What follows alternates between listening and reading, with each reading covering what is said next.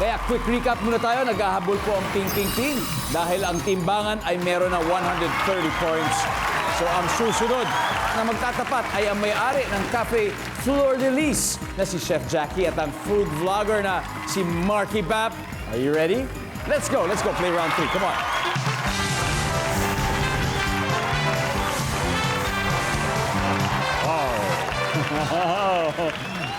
Good luck, Chef. Habol tayo. Okay. Top 6 answers are on the board. Here we go. Bukod sa namamalimos, ano pa ang madalas na ginagawa ng mga pulubi? Chef Jackie, Nagpupunas ng windshield. nagpupunas ng windshield. Totoo yan, lalo na pag traffic. Survey says, meron. Pero Marky, ano pa kaya to? Bukod sa namamalimos, ano pa kaya ginagawa ng mga pulubi? Kumakanta, tumutugtog. Hoy, kumakanta. Para Caroline. Yes, Caroline. Kumakanta o tumutugtog. Survey says, meron. Marky, pass or play?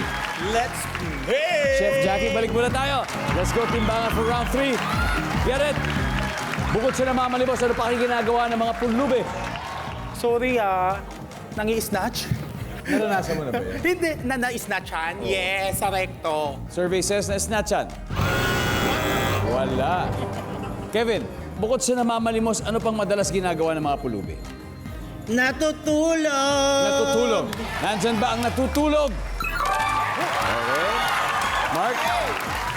Bukod sa namamalimos, ano pang madalas na ginagawa ng mga pulubi? Oh, my God. Ping, Hadel. Marky, ano pa kaya? Kumakain. Kumakain. Nandiyan ba kumakain? Alright. Get it? Bukod sa namamalimos, ano madalas na ginagawa ng pulubi? May binebenta. Nagbebenta sa mga taong May dumadaan. binibenta. Yes. Entrepreneur. Yes. Iba talaga para Kailangan may bumawi kumita. ang Para may Panginoon kumita. kanina. Para may kitain. Andiyan ba ang nagbebenta? Nangangalakal. Kevin, last. Bukod sa namamalimos, ano pang madalas ginagawa ng mga pulubi?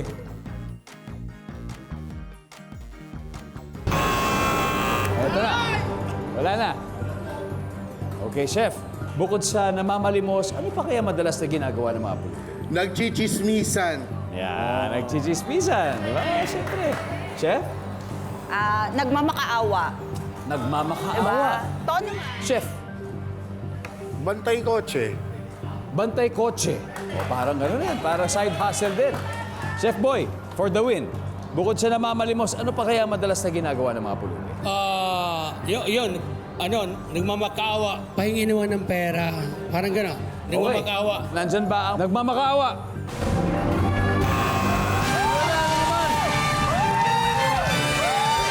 Wala naman. 256 points ng timbangan.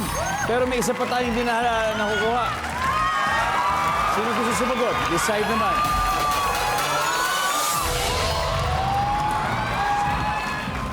Yes! Ano pong pangalan nyo? Chris po, Doc. Chris, okay. Tiga saan? Taga Bulacan. Bulacan. O, isa na lang to. Bukod sa namamalimos, Chris, ano pa madalas na ginagawa ng mga pulubi? Naglalakad po. Naglalakad. Nandiyan ba yung paglalakad?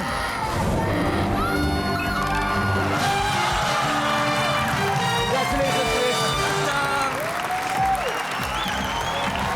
Alright. Ang susunod, ito na yung triple points round sa pagbabalik na Family Feud.